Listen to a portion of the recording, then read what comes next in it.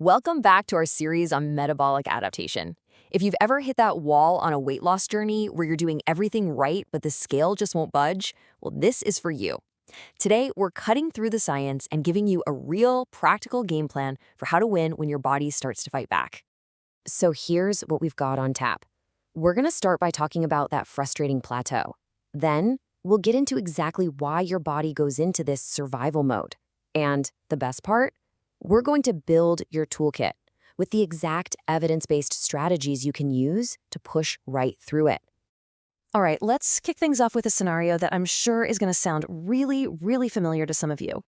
You are putting in the work. You're consistent, you're disciplined with your food, with your exercise, and then bam, nothing. The scale just stops. I want you to know that's not just in your head. It is it's a very common, and yeah, it is an incredibly frustrating experience.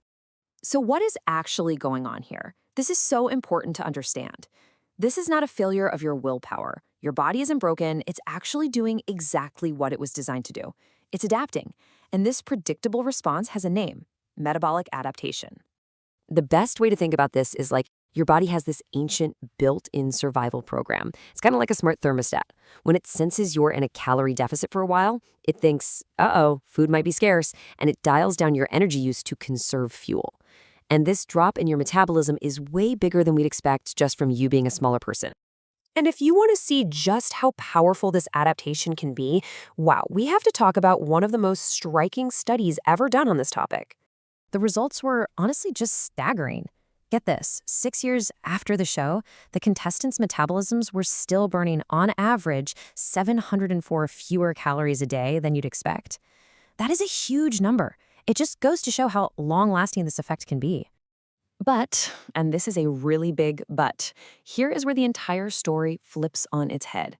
Newer research has found something incredible. While this adaptation makes losing more weight harder, it doesn't actually predict or cause you to regain the weight. This changes everything. It means it's not some kind of life sentence. It's just a challenge that we can manage. And that brings us right to the heart of it all. We're moving from the why it happens to the what you can actually do about it.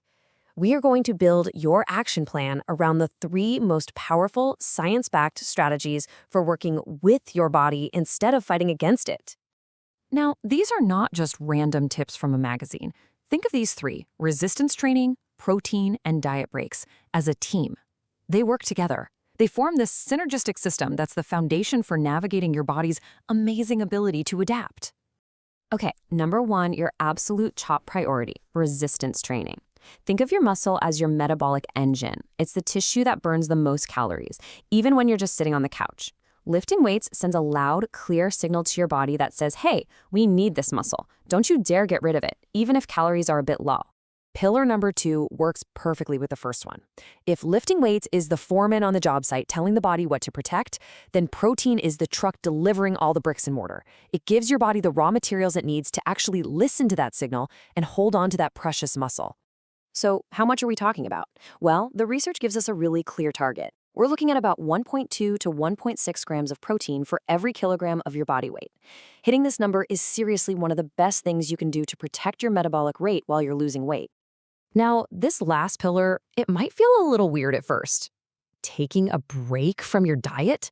I know, it sounds like you're going backward, but it's not quitting. It's a calculated, super smart move.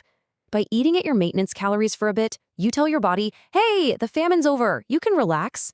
And that helps ease it out of that energy-saving mode. And there was this incredible study called the MATADOR study that shows this perfectly. Researchers had one group diet for 16 weeks straight. The other group also dieted for 16 weeks, but they did it in 2-week chunks, with a 2-week break eating at maintenance in between each one. And the results were just, wow. The group that took those planned breaks, they lost way more weight and more fat. And, get this, their metabolism slowed down less, and they even kept more of the weight off 6 months later. It proves that taking strategic breaks can actually make your efforts more successful. So those are the 3 big pillars. But beyond that, let's look at 2 other huge factors that acts like a support system for your metabolism. The evidence for these might not be as rock solid as for the 3 pillars, but it's just common sense, right? Getting enough sleep and keeping stress in check is fundamental. It helps create a hormonal environment where your body wants to work with you, not against you. Okay, so we've dug into the science of why your body fights back, and we've covered the best strategies to work with it. Now, let's just boil this all down into a simple, straightforward path forward. I want you to think of this as a flexible toolkit, not some rigid, perfect plan. You start by anchoring your week with that resistance training and hitting your protein goal. Then you can layer on that MATADOR strategy with diet breaks. And all the while, you're supporting the whole process with good sleep and stress management. Really, the most important takeaway from all of this is a shift in mindset. Your body isn't broken. It's not betraying you. It's just incredibly adaptable. And the great news is, now you have the tools and the strategies to adapt right along with it. You can turn this biological hurdle into just another manageable part of the journey. And of course, just a quick reminder, this is all for educational purposes. It is so important that you always talk to your own healthcare provider before you make any changes to your plan. For more evidence-based tools and resources to help you put all of this into practice, please come visit us at AnchorWellPress.com. Thanks so much for joining me.